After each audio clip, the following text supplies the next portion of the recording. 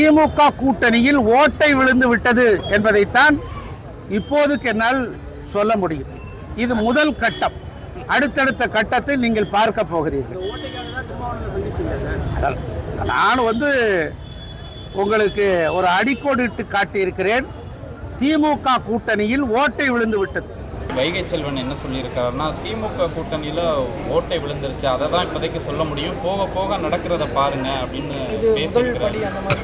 இதை உங்களுடைய அந்த சந்திப்பு, அவருடனான சந்திப்பு கொடுத்து நீங்கள் சொல்கிற விளக்கம் என்ன? நட்பின் அடிப்படையில் அந்த சந்திப்பு நிகழ்ந்தது, அவ்வளவுதான். திருச்சிராப்பள்ளியிலே நாங்கள் மதசார்பின்மை காப்போம் பேரணி நடத்திய சூழலில் அங்கே ஒரு தனியார் விடுதியில் தங்கியிருந்தோம். அவரும் பக்கத்து அறையிலே தங்கியிருந்தார். எனக்கு ஒரு புத்தகத்தை அவர் பரிசளித்தார். நட்பின் அடிப்படையில் அந்த சந்திப்பு நிகழ்ந்தது, அவ்வளவுதான்.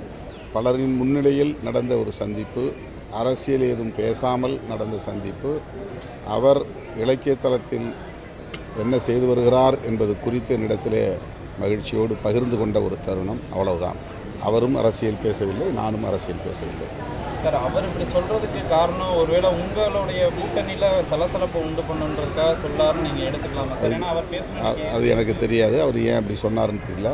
அதுக்கு அவர் தான் மீண்டும் விளக்கம் சொல்லணும். அதிமுகவுடைய முன்னாள் அமைச்சர் இதில் ஓட்டை விழுந்துன்னு சொல்கிறாரு. அவருடைய பார்வையில் தான் ஓட்டை விழுந்திருக்கிறது தவிர எங்கள் கூட்டணியில் எந்த விதமான ஓட்டையும் விழவில்லை. இது உறுதியாக இருக்கிறது. அவருடைய பார்வையில் விழுந்திருக்கிற ஓட்டையை அவர்கள் மருத்துவரிடத்தில் பார்த்து தகுந்த முறையில் சிகிச்சை செய்து கொள்வது அவர்களுக்கு நல்லது. திருமாவளவனை சந்தித்தா வைகை செல்வன் திமுக கூட்டணியில் ஓட்டை விழுந்து இருப்பதாக பேசியிருக்காங்க. ஒருபோதும் ஓட்டை இங்கே விழாது, ஓட்டை அங்கே தான் விழப்போகுது.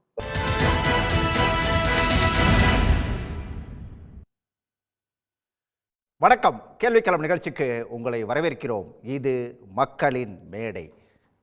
அதிமுகவுடைய முன்னாள் அமைச்சர் வைகை செல்வன் கடந்த சில தினங்களுக்கு முன்னாடி விடுதலை சிறுத்தைகள் கட்சியுடைய தலைவர் தொல் திருமாவளவனை சந்தித்து பேசினார். எதிர்பாராமல் நடந்த அந்த சந்திப்பு கிட்டத்தட்ட ஒரு 20 நிமிடங்கள் அப்படிங்கிறது நீண்டது. இந்த சந்திப்பின் போது இலக்கியம் தொடர்பாக தான் பேசணும் அப்படின்னு சொல்லி அப்போது செய்திகள் வெளியான சூழலில் தான் வைகை செல்வன் இப்போ அந்த விஷயத்தை பற்றி பேசும்போது, அதாவது திருமாவளவனை சந்தித்ததை அவர் குறிப்பிடலை, ஆனால் அவர் சொன்ன ஒரு விஷயம் அதாவது 2 நாட்களுக்கு முன்னாடி நீங்கள் திருமாவளவனை சந்திச்சிங்களே அப்படின்னு சொல்லி கேட்டபோது வைகை செல்வன் சொல்கிறாரு, திராவிட முன்னேற்ற கழக கூட்டணியில் ஓட்டை விழுந்திருக்கு, விழும் அப்படின்னு சொல்லி பேசியிருக்காரு வைகை செல்வன். இது தொடர்பாக அதற்கு பிறகு திருமாவளவன்கிட்ட கேட்கும்போது, அந்த சந்திப்பில் நாங்கள் அரசியல் எதுவும் பேசவே இல்லை, அது முழுக்க முழுக்க இலக்கியம் சார்ந்து மட்டும்தான் பேசணும் அப்படின்னு சொல்லி அவர் தெளிவுபடுத்தியிருக்காரு. இந்த வைகை செல்வனோட பேச்சுக்கு திமுக தரப்பில் இருந்தும் ரியாக்ஷன் வந்திருக்குது. அதாவது திமுக கூட்டணியில் எந்த ஓட்டையும் இல்லை அப்படின்னு சொல்லி ஆர்எஸ் பாரதி மறுத்திருக்காரு. அதே போல் எதிர்கட்சி, அதாவது கூட்டணி கட்சியான காங்கிரஸ் கட்சியை சேர்ந்த செல்வ பெருந்தகையும் இந்த விஷயத்தை முற்றிலுமாக மறுக்கிறாரு. கூட்டணிக்குள்ளே எந்த சலசலப்பும் இல்லை, எந்த ஓட்டையும் இல்லை அப்படின்னு சொல்லி மறுத்துட்டார்.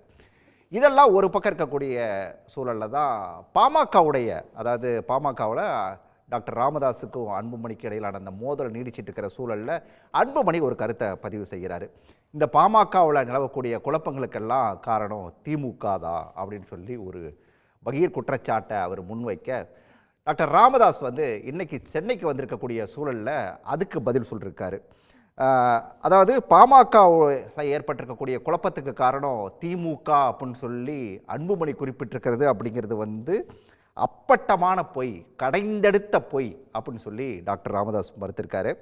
அது மட்டும் இல்லை, அன்புமணி உங்ககிட்ட நேரில் மன்னிப்பு கேட்கணும்னு நினைக்கிறீங்களா அப்படின்னு கேட்ட கேள்விக்கு போக போக தெரியும் அப்படின்னு சொல்லி ஒரு பாட்டையும் பாடிட்டு போயிருக்காரு டாக்டர் ராமதாஸ். இந்த நேரத்தில் பல கேள்விகள் எழுந்து நிற்குது. இந்த கூட்டணி அப்படிங்கிறது அதிமுக கூட்டணி, அதிமுக பாஜக கூட்டணி அப்படிங்கிறது அதுக்குள்ளே ஓட்டை அப்படிங்கிறது விழுந்திருக்கா, இல்லை இந்த பக்கம் வைகை செல்வன் சொல்கிறது போல் திராவிட முன்னேற்ற கழக கூட்டணிக்குள்ளே ஓட்டை விழும்னு சொன்னது அப்படிங்கிறது அது என்ன மாதிரியான சூழலில் என்ன மாதிரியான கருத்தை அவர் பேசியிருக்காரு.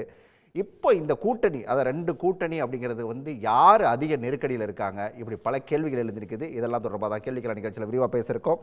விவாதத்தில் பங்கேற்க விடுதலை சிறுத்தைகள் கட்சியிலிருந்து அதனுடைய செய்தி தொடர்பாளர் ரஜினிகாந்த், அரசியல் விமர்சகர் ரவீந்திரன் துரைசாமி, மூத்த பத்திரிகையாளர் பிரியன், இவர்களோடு வழக்கறிஞர் அக்னீஸ்வரன், அதே போல் அரசியல் விமர்சகர் சுமன் கவி.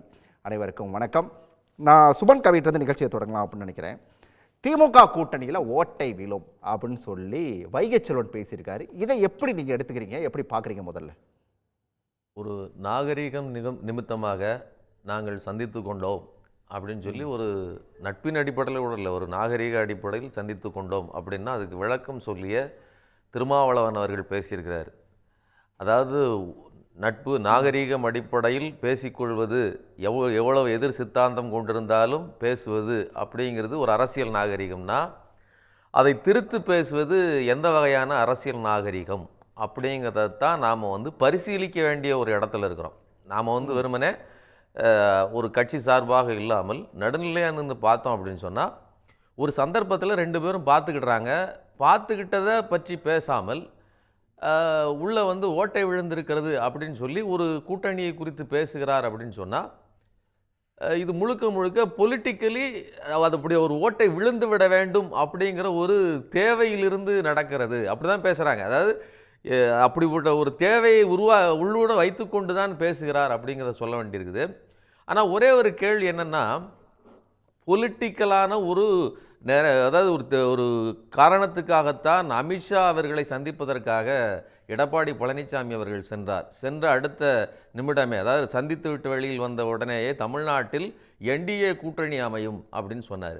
ஆனால் அப்படி சொல்லிட்டு போகும்போது இங்கே பத்திரிகையாளர்கள் கேட்கும்போது அதற்கு நாங்கள் அங்கே இருக்கிற அலுவலகத்தை பார்க்க செல்கிறோம், டெல்லியில் இருக்கக்கூடிய அப்படின்னு சொல்லி மழுப்பி விட்டு சென்றார். அதாவது ஒரு பொலிட்டிக்கல் நடவடிக்கைக்கு முரணாக அப்படிப்பட்ட ஒரு காரணமே இல்லை அப்படின்னு மறைத்து விட்டு போகிறது அப்படிங்கிற ஒரு வேலையையும் அதிமுக தரப்பிலிருந்து நடந்தது. இன்னொரு பக்கம் ஒரு மரியாதை நிமித்தமாக நடந்த ஒரு சந்திப்பை பொலிட்டிக்கலாக நரேஷன் கொடுக்கறதுங்கிறத ஒன்றையும் இவர்கள் செய்கிறார்கள். இது உண்மையிலேயே ஒரு மோசமான நடவடிக்கை. வெளியிலிருந்து பார்க்கிறது. ஓகே ஓகே நான் எல்லாரோட முதல் பார்வை கேட்டது இது ஒரு மிக மோசமான நடவடிக்கை. அப்படியான ஒரு எண்ணம் அதிமுகவுக்கு விழ வேண்டும் அப்படிங்கிற எண்ணம் அதிமுகவுக்கு இருக்கு அப்படிங்கிற பார்வை முன்வைக்கிறீங்க. அக்னீஸ்வரன், உங்களோட முதல் பார்வை இதில் என்ன? அதாவது திமுக கூட்டணிக்குள்ள ஓட்டை விழும் அப்படின்னு சொல்லி ஆசைப்படுதா அதிமுக? அனைவருக்கும் வணக்கம் சார். அதாவது மாண்புமிகு முன்னாள் கல்வித்துறை அமைச்சர் திரு வைகை செல்வன் அவர்கள் ஒரு கருத்தை சொல்லியிருக்கிறாங்க அப்படின்னு சொன்னால், அது நிதர்சனமாக நடந்ததா இல்லையா என்பது ஆராய்ச்சி செய்வதை விட அந்த அந்த கருத்தில் மரியாதைக்குரிய விசிக கட்சியினுடைய தலைவர் திரு திருமாவளவன், நாடாளுமன்ற உறுப்பினர், உண்மையிலேயே திராவிட முன்னேற்ற கழக கூட்டணியில் விருப்பமில்லாமல தான் இருக்கிறாரு அப்படிங்கிறதான் இது மறைமுகமாக வெளிக்காட்டுறாங்க. ஒன்று, அதற்கு உடனே நீங்கள் கேட்பீங்க அதுக்கு என்ன ஆதாரம் இருக்குது? நீங்கள் என்னைக்கு சிபிசிஐடி வேங்கவேலுக்கு கொடுத்தாங்களோ அப்பொழுது நன்றி தெரிவித்தார் விசிகாவினுடைய தலைவர். அதே எங்களுக்கு எந்த பிரச்சனையும் இல்லை அப்படிங்கிறத தெளிவாக சொல்லிட்டாரு திருமாவளவன். வேற என்ன சொல்லணும்? ரைட், ஓகே, இது நல்ல கேள்வி சார். ராஜா திருவேங்கடம் சார், நல்ல கேள்வி. கூட்டணிக்குள் பிரச்சனையே இல்லை, அப்புறம் எதுக்கு ஏங்க நாங்கள் 4 சட்டமன்ற உறுப்பினர் வச்சுருக்கோம், 2 நாடாளுமன்ற உறுப்பினர் வச்சுருக்கிறோம். ஆனால் எங்களால் ஒரு கூட்டணி கட்சியில் இருக்கிறோம், திமுக கூட்டணி கட்சிகளை எங்களால் ஒரு கொடிக்கம்பம் நட முடியலைங்க. இதெல்லாம் ஓட்டையினுடைய ஆரம்பம். வேங்கை வயலில் சிபிஐக்கு தரல ஆரம்பம். இங்க தமிழ்நாட்டை பொறுத்தளவில் ஆட்சி அதிகாரத்தில் வந்த வாக்குறுதிகள் திமுக செய்யல. இது விசிக மட்டும் சொல்லலைங்க, அதே மாதிரி இவங்களும் சொல்றாங்க. ஐயா சண்முகம் சொல்றாரு, ஏங்க 98.5 விழுக்காடு வாக்குறுதியை நிறைவேற்றல அப்படிங்கிறார். அப்போ இவைகள் எல்லாம் ஒரு என்ன காரணத்திற்காக இவங்க அப்படி பேசுறாங்க? ஒருவேளை அவங்க கூட்டணி நிர்பந்தமா இல்லையா என்பது எனக்கு தெரியாது. ஆனா இதவே எங்களுக்கு 2021 கொடுத்தது மாதிரி கொடுக்க கூடாதுங்கன்றாங்களே. அப்ப இது ஓட்டைய நீங்க பார்க்க மாட்டீங்களா? ஆகவே உங்களுடைய பார்வை என்பது இந்த கூட்டணி ரைட் வர நான் மற்ற எல்லார்ட்டையும் கேட்டு வந்துடுறேன். ரஜினிகாந்த், இது ஓட்டையா தான் பார்க்கணும், ஓட்டை விழும் அப்படின்னு சொல்லி வைகை செல்வன் பேசுறதுல எந்த தப்பும் இல்லை, அப்படியான ஒரு சூழல் தான் இருக்கு அப்படிங்கிற பார்வையை அக்னீஸ்வரன் முன்வைக்கிறாரு. என்ன யதார்த்தம்? எங்கேயும் ஓட்டை இல்லை, வைகை செல்வனுடைய சேட்டை இது, வேற ஒன்றும் கிடையாது. இது நல்லா இருக்கு. ஆமாம், அவர் சேட்டை பண்ணியிருக்கிறார். அதாவதுங்க, ஒரு எங்கள் தலைவரை பொறுத்தளவுக்கு அரசியலில் ஒரு நாகரிகத்தை கடைபிடிக்கின்ற ஒரு தலைவர். அன்றைக்கி வைகை செல்வம் பக்கத்து ரூமில் தங்கியிருந்தார். போன 14ஆம் தேதி, ஜூன் 14ஆம் தேதி எங்களுக்கு மதசார்பின்மை காப்போம் பேரணி நடந்துச்சு திருச்சி. பக்கத்து ரூமில் வந்து எங்கள் தலைவர் தங்கியிருக்கிற அதே ஹோட்டலில் பக்கத்து ரூமில் அவருடைய பக்கத்து ரூமில் வைகை செல்வம் தங்கியிருக்காரு. தங்கி வந்து பக்கத்தில் தலைவர் இருக்காரு. இவர் வந்து பார்க்க வராரு. பார்க்கும்பொழுது எல்லாருமே இருக்காங்க கூட. எங்கள் தலைவர் கூட இருக்கிற சக பொறுப்பாளர்கள், இப்போ நிர்வாகிகள் எல்லாருமே கூட இருக்காங்க. அவங்க முன்னிலையில் தான் அந்த சந்திப்பு நடக்குது. புத்தகம் கொடுக்குறாங்க, எப்படி இருக்கீங்க என்ன ஏதுன்னு சொல்லி பேசிட்டு போயிடுறாரு. அவ்வளோதான் நடந்த விஷயம், அவ்வளோதான். இது எங்கள் தலைவர் இந்த நாகரிகமான முதல்ல சொன்ன சகோதரர் சரியாக சொன்னார். நாகரிகத்தை கடைபிடிக்கின்ற எங்கள் தலைவர் அதை செய்த இந்த நாகரிகமான செயலை, அனுமதித்த இந்த நாகரிகமான செயலை ஒரு அநாகரிகமான வகையில் இதை திரிப்பது என்பது நியாயமில்லை. ஒன்று, அதாவது அதுக்கு முன்னாடி திருச்சி ஏர்போர்ட்டில் நைனா நாகேந்திரனை பார்த்து சால்வ் போட்டார் எங்கள் தலைவர். வாழ்த்து சொன்னார். நீங்கள் தலைவரானதுக்கு வாழ்த்து. எல்முருகனையும் சேர்த்து சந்தித்தார். 2 பேரும் சேர்த்து சந்திச்சார். அதுக்காக பிஜேபி கூட நாங்கள் உறவு வச்சுக்கிறோம், அதுக்கான முன்னேற்பாடு, அதுக்கான சமிஞ்சைன்னு சொல்லிட முடியுமா? யாரை எங்கள் தலைவர் புறக்கணிச்சிருக்காரு? அண்ணாமலையை சந்திக்கலையா? அல்லது பொன் ராதாகிருஷ்ணன் சந்திக்கலையா? அல்லது அமித்ஷாவையே தான் சந்திக்கலையா? அதாவது கொள்கை என்பது வேறு, அதில் நாங்கள் உறுதியாக இருக்கிறோம். அதே சமயத்தில் கொள்கை எதிரிகளோடு என்றைக்கும் சமரசம் செய்து கொள்ள மாட்டோம். இன்னைக்கு திமுக கூட்டணி என்பது கொள்கை கூட்டணியாக இருக்குது. எங்களுக்குள்ள 1000 பிரச்சனைகள் இருக்கலாம், அது வேற விஷயங்க. நாங்கள் ஒரு நாகரிகமாக இருக்கோம், அதுக்காக கூட்டணியில் இருக்கிறோங்கிறதுக்காக சரண்டராயும் கிடக்கல. அதே சமயத்தில் மற்றவர்களுக்கு, சனாதன சக்திகளுக்கு, பிஜேபி போன்ற சக்திகளுக்கு இடமும் கொடுத்தல. இப்போ எங்களுடைய, அதாவது என்ன சொல்றது, எங்களுடைய கோரிக்கைகளில் நாங்கள் உறுதியாக இருக்கிறோம், கொள்கையிலும் உறுதியாக இருக்கிறோம். அதைத்தான் நீங்க கூட்டணியிலே உறுதியா இருக்கீங்க. கூட்டணியில் மிக மிக உறுதியாக இருக்கிறோம். நாங்க தான், எங்க தலைவர் தான், ஒரே ஒரு விஷயம், எங்க தலைவர் தான் சொல்லிட்டாரு, பாஜக இருக்கிற பாமக இருக்கிற கூட்டணி நாங்கள் ஒருபோதும் இடம்பெற மாட்டோம் என்று சொல்லிவிட்ட பிறகு வேற அந்த பேச்சுக்கு இடம் இல்லையே. ரைட், நான் ரவீந்திரன் கேட்கணும். ரவீந்திரன் சார், அதிமுகவோட எங்களுக்கு கூட்டணி சேர்றதுல எந்த பிரச்சனையும் இல்லை, ஆனா பாமகவும் பாஜகவும் இருக்கிற இடத்துக்கு நாங்க போக மாட்டோம் அப்படின்னு சொல்லி தெளிவா சொல்லிருக்காரு திருமாவளவன். இதை எப்படி எடுத்துக்கிறது? வைகை செல்வன் பேசின பேச்சை நீங்க எப்படி பாக்குறீங்க? ரெண்டையும் கலந்து சொல்லுங்களேன். திமுக அணி இன்டாக்டா இருக்கும், அது நான் இன்னைக்கு இல்லை, ஆரம்பத்திலிருந்தே நான் தான் முதல்ல அதை சொல்லிட்டு இருக்கேன்னு நினைக்கிறேன். ஜோதி பாசு மாதிரி இந்த வெற்றி கூட்டணியின் வெற்றிங்கிறத தமிழக முதல்வரும் அதை அங்கீகரிக்கிறாரு. 3 தேர்தல்களில் 45% வாக்குகளை தாண்டின அணி. இன்னும் சொல்லப்போனால் தோல்வி வளையத்திலிருந்து காம்பினேஷன் கெமிஸ்ட்ரியில் வெற்றி, தொடர் வெற்றியில் 3 எலெக்ஷனில் தொடர் வெற்றியில் இருக்கக்கூடிய அணி. ஸோ வெற்றி பெற்றவங்க வெற்றி தொடருவாங்கங்கிறதான் இயல்பான அரசியல் பாலப்பாடம். இதில் அவர் அதிமுக கூட நான் கூட்டணி தயார்னு சொல்கிறது அதிமுக பாஜக கூட்டணியில் அவர் பாஜகவை தனிமைப்படுத்துறதுக்கும் பாஜகவை மைனஸ்ன்னு காட்டுறதுக்கும் தான் அது சொல்கிறாரு. என்னோட ஆணித்தரமான கருத்து, விழுப்புரத்திலும் சிதம்பரத்திலும் மட்டும் 35% வாக்குகளை தாண்டின அதிமுக அணிங்கிறது. இதை தாண்டி அவங்க நாமக்கல், கள்ளக்குறிச்சி, சேலம் ஒரு 5 இடங்களில் தான் 35% தாண்டி வாக்கெடுத்திருக்காங்க. இந்த 2 இடங்கள்லையும் அவங்க 35% வாக்கெடுக்குது. காரணம், பாஜக கூட்டணியில் இருந்த பாமகவினர் கிராம பகுதிகளில் அதிமுக ரெட்டலை தான் விடுதலை சிறுத்தைகளை தோக்கடிக்கும், அதனால் நாம் விடுதலை சிறுத்தைகளுக்கு எதிராக ரெட்டலைக்கு வாக்களிக்கணும்னு ஒரு பிரச்சாரத்தை அவங்க எல்லா இடத்துலையும் பண்ணினாங்கங்கிறது களத்திலிருந்து வேலை பார்க்கக்கூடிய கம்யூனிஸ்ட் தலைவர்களுக்கு, மற்ற மதிமுக தலைவர்களுக்கு, இன்னும் சொல்லப்போனால் அந்த கூட்டணியை சேர்ந்த எல்லாத்தருக்கும் கள நிலவரம் தெரிஞ்சவங்களுக்கு தெரியும். இந்த உண்மை சகோதரர் தொல் திருமாவளவருக்கும் தெரியும்.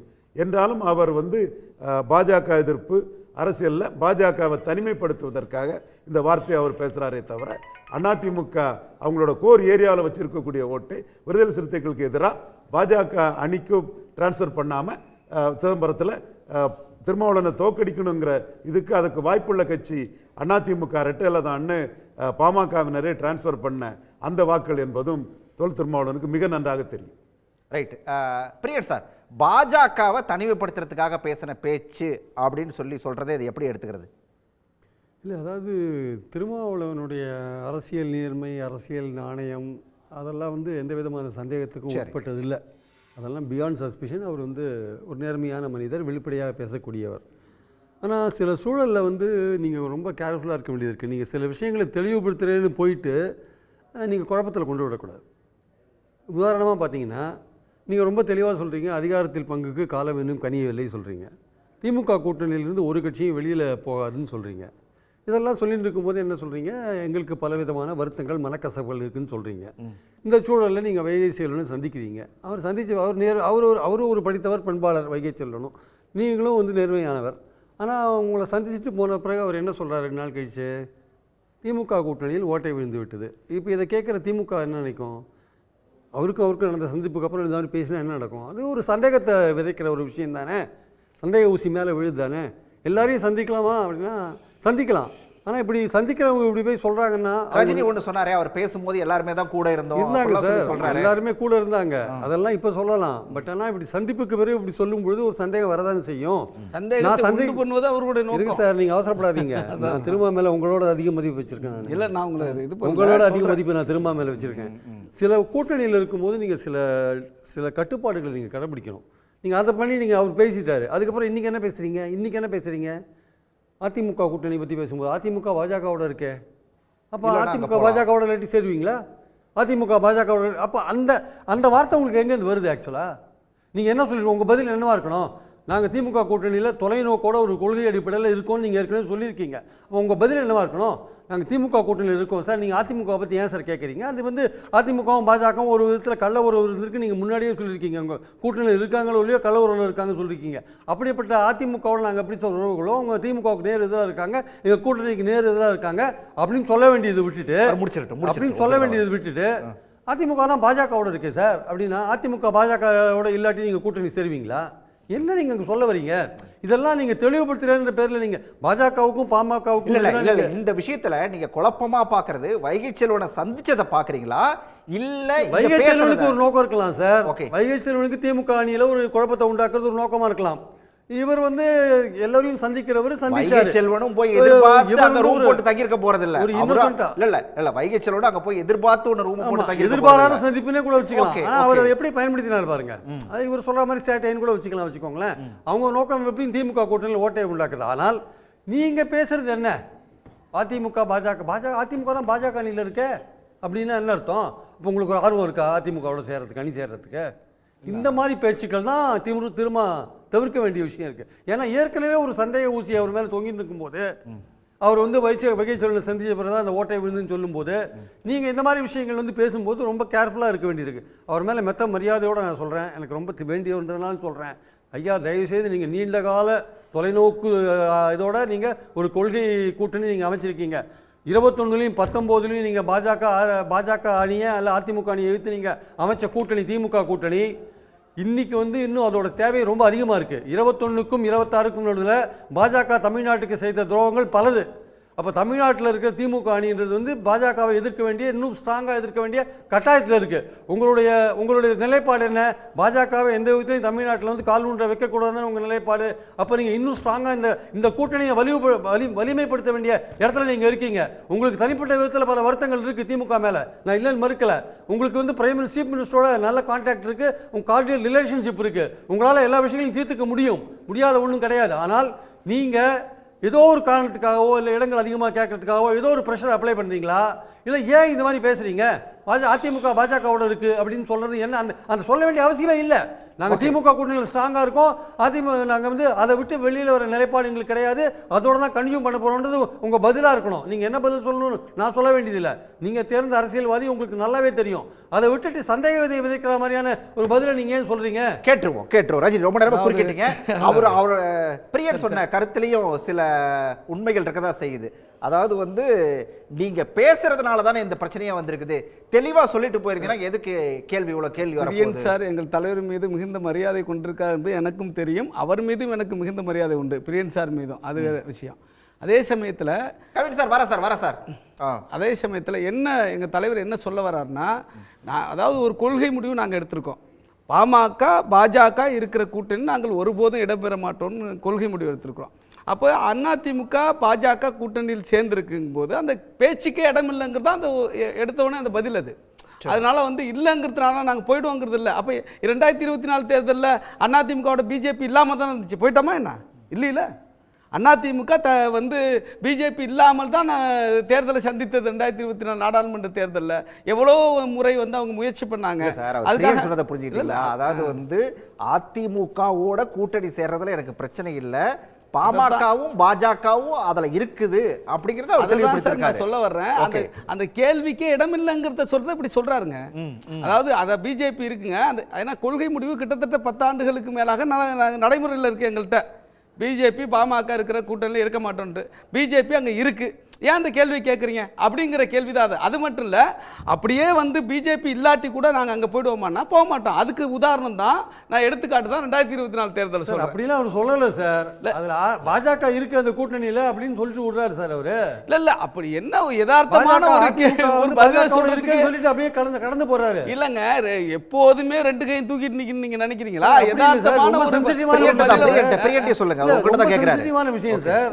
இப்போ லீடர் வந்து இந்த மாதிரி விஷயங்களை டீல் பண்ணும்போது ரொம்ப ஜாக்கிரதையா இருக்க வேண்டிய அவசியம். ஜாக்கிரதையா சார் இருக்கிறோம். அதாவது ஜாக்கிரதையா இல்ல சார். நீங்க வந்து நீங்க ஓட்டை விழுந்து விட்டதுன்னா திமுக கூட்டணியில இருந்து ஓட்டை விழல, ஆனால் ஓட்டை விழுறதுக்கான சாத்தியங்களை வந்து உருவாக்குறதுக்கு எதிர்க்கட்சிகள் ட்ரை பண்றாங்க.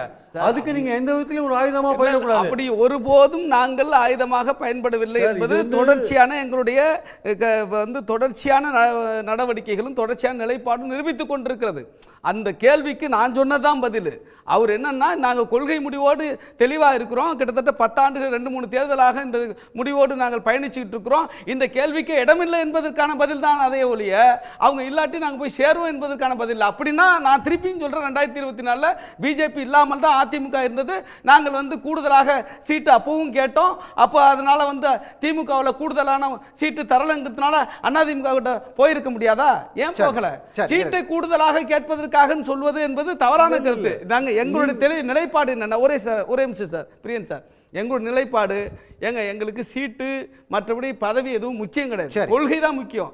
இங்கே பிஜேபி ஆர்எஸ்எஸ் போன்ற பிளவுவாத சக்திகள், சாதியவாத பாமக போன்ற சாதியவாத சக்திகளுக்கு இடம் கொடுக்க கூடாது என்பது நாங்கள் உறுதியாக இருக்கிறோம்.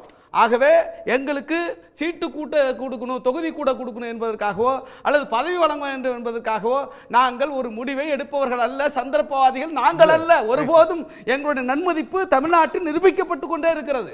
இல்லை இவங்க வந்து 3 தேர்தலாக வந்து வெற்றியை பார்த்துட்டு இருக்காங்க சார். திமுக அணியில் வெற்றியை பார்த்துட்டு இருக்காங்க, தனி சின்னத்தை அங்கீகாரமும் வாங்கிட்டாங்க. தொடர்ந்து வெற்றியை பார்க்கக்கூடிய வாய்ப்புகள் இவங்களுக்கு நிறைய இருக்கு. ஆனால் இன்னைக்கு ஒரு பேசின பேச்சு என்ன மாதிரியான பேச்சை உருவாக்கியிருக்கு பொதுவெளியிலன்னா, பாஜக இல்லாத அதிமுகவோடு சேரலாம், திருமாவின் வியூகம் என்ன அப்படின்னு ஒரு தலைப்பில் ஒரு சேனல் வந்து விவாதிக்கிறாங்கன்னா அதற்கான காரணம் என்ன? அதற்கான காரணம் என்ன சொல்லுங்க. நான் தான் இன்டர்பிரேஷன் கொடுங்க, எங்க தலைவர்கிட்ட கேளுங்க, இதே இன்டர்பிரேஷன் தான் சொல்லுவார் அவரு. நீங்க வந்து எங்க தலைவர்கிட்ட போய் கேளுங்க, நான் சொன்ன இன்டர்பிரேஷன் தான் சொல்லுவார். எல்லாரும் உங்க தலைவர்கிட்ட போய் கேட்க முடியாது சார். பொதுவெளியில என்ன பேசுறாங்க கேளுங்க, பொதுவெளியில என்ன பேசுறாங்க பாருங்க. சரி, சுமன் கவி ரொம்ப நேரமா குறிக்கிறாரு. அங்கடி வர சுமன் கவி விவாதத்தை கிளப்பி விட்டுருக்கிறது திருமாவளவன் தான். இப்படியான ஒரு விவாதத்தை கிளப்பி விட்டுருக்காரு அப்படிங்கிற ஒரு பார்வையை முன்வைக்கிறார். பிரியன், இதை எப்படி எடுத்துக்கிறீங்க நீங்க? நான் முதல்ல சொன்ன வார்த்தையை சொல்றேன். ஒரு நாகரீக நிமித்தமான ஒரு சந்திப்பை அநாகரீகமாக வெளியில் சொன்னது வைகை செல்வன் தான். அப்போ அவர் ஒரு பொலிட்டிக்கல் ஒரு இன்டென்ஷனோட அதை வெளியில் சொல்கிறாரு. அதை பற்றி சார் பேசும்போது வந்து அது அவர் அப்படித்தாங்க சொல்கிறார். அதாவது குற்றச்சாட்டை சொல்பவரை எந்த பரிசோதனையும் பண்ணாமல் அவர் ஒதுக்கி விட்டுறலாம், ஆனால் நீங்கள் கற்பு நிரூபிங்க, நீங்கள் பரிசுத்தமானவர் நீங்கள் நிரூபிங்கன்னு சொல்லி திருமாவளவனை நெருக்குவது எதுக்கு? வைகை செல்வன் வந்து பொய் சொல்வாராம், அதை பற்றி எந்த கவலையும் கிடையாது. அவர் என்ன பேசினார் எதை பற்றியும் பேச மாட்டார். உள்ளே இருக்கிறத பற்றி அவர் முன்னுக்கு பின் முரணாக பேசுவார். அவரை பற்றி எந்த கேள்வியும் கேட்க மாட்டோம். ஆனால் எங்களுக்கும் பாஜகவுக்கும் தொடர்பில்லை, மதவாத சக்திகளுக்கும் தொடர்பில்லை. நாங்கள் ஒருபோதும் மதவாத சக்திகளோடு கூட்டணி வைக்க மாட்டோம், சாதியவாத சக்திகளோடு கூட்டணி வைக்க மாட்டோம்னு ஏற்கனவே பல முறை சொல்லியும் இந்த முறை மீண்டும் சொல்லியும் இருக்கிற ஒருவரை நீங்கள் தீக்குள் விழுந்து உங்களை கற்ப நிரூபிங்கன்னு சொல்கிறோம்னா அப்போ நாம் என்ன ஒரு வகையான உளவியலை அல்லது ஒரு நடுநிலையை சமூகத்தில் உருவாக்க முயல்கிறோங்கிற கேள்வியை நான் கேட்க விரும்புகிறேன். இன்னொரு கேள்வி, வைகை செல்வன் வந்து சந்திப்போட இந்த விஷயம் முடிஞ்சிடல, அதை தாண்டி இப்ப திரும்ப பேசுறாருல்ல, அதை தான் பிரியன் திரும்ப தெளிவாகவே சொல்றாரு. என்ன சொல்றாருன்னா, நீங்க ஓட்டை போடணுங்கிறது உங்களோட இன்டென்ஷன், ஓகே ரைட்டு. திரும்ப என்ன சொல்றாரு, ஒரே ஒரு நிபந்தனை, பாஜகவும் பாமகவும் இல்லாமல் நீங்கள் வெளியில் வரணும், ஏதாவது இல்லாத கட்சியோடு நாங்கள் வந்து தான் இருப்போம் அப்படிங்கிறாரு. அதோட பொருள் என்னென்னா 2 இருக்குது. ஒன்று, பாமகவோ பாஜகவோ அதிமுகவிலிருந்து 2 வெளியில் வரணும். அப்போ நான் என்ன கேட்குறேன்னா, ஓட்டை விழுந்து விட்டதுன்னு சொல்கிறதுன்னா நாங்கள் வெளியில் வர்றதுக்கு தயாராக இருக்கிறோம் அப்படின்னு அதிமுக தரப்பிலிருந்து, அதாவது பாஜக கூட்டணியிலிருந்து அதிமுக வெளியே வரக்கிறதுங்கிற சமிக்கை சொல்கிறாரா வைகை செல்வன்? அப்படி நாங்கள் வெளியில் வரப்போகிறோம் அதுக்கான முன்னறிவிப்பைத்தான் சொல்லுகிறாரா? ஒன்று. இன்னொன்று, அப்படியே நடந்தாலும் பாமகவோ பாஜகவோ திமுகவோடு இணைந்தால் மட்டும்தானே இந்த கூட்டணி ஓட்டை விழும். அப்படின்லாம் ஓட்டை விழாது இல்லையா? அப்போ முழுக்க முழுக்க ஏற்கனவே ஜல்லடை மாதிரி ஓட்டை விழுந்து கொண்டு சொந்த கட்சிக்குள்ளேயும் 1008 ஓட்டை, கூட்டணிக்குள்ளேயும் 1008 ஓட்டை வச்சிருக்கிற ஒரு கூட்டணி தான் அதிமுக பாஜக கூட்டணி. எந்த நிமிஷமும் பிரிந்து போய்விடும் அப்படிங்கிற சந்தேக கண்ணோட பார்க்க வேண்டிய கூட்டணி அதிமுக பாஜக கூட்டணி. அந்த நெருக்கடியில் இருக்கிறவர்கள் தவறுதலாக போய், அதாவது ஒரு மரியாதை நிமித்தமாக சந்தித்ததை அவதூறாக ஒரு விஷயத்தை பரப்புவதற்கு பயன்படுத்துகிறார்கள்னா நாளைக்கு எந்த ஒரு பொது இடத்துலையும் நாகரிகமாக சந்திக்கவே முடியாது.